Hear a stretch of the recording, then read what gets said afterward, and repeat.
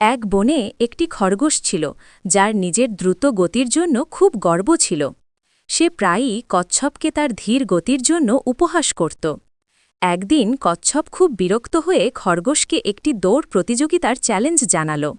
খরগোশ হাসতে হাসতে রাজি হয়ে গেল, কারণ সে জানত যে সে সহজেই জিতে যাবে। নির্দিষ্ট দিনে বনের অন্যান্য পশুরা দৌড় দেখতে জড়ো হল।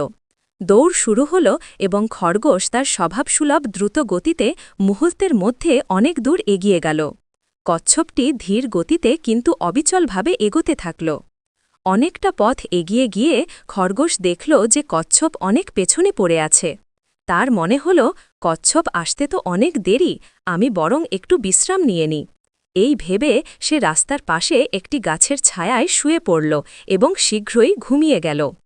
এদিকে কচ্ছপটি একটানা ধীরে ধীরে কোনো বিরতি না নিয়ে হেঁটে চলল।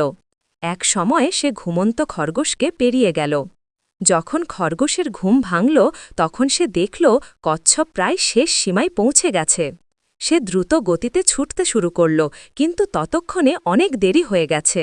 কচ্ছপটি ধীর স্থিরভাবে ফিনিশিং লাইন অতিক্রম করে জয়ী হল।